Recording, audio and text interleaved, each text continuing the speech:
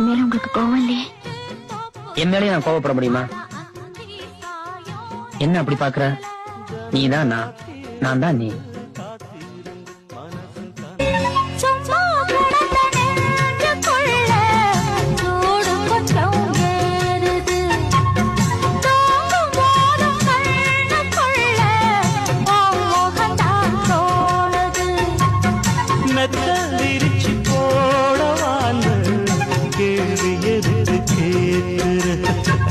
மெல்ல மெல்ல அணைக்கும் போது ஒதுங்கத்தானே பார்க்கிற அடிவா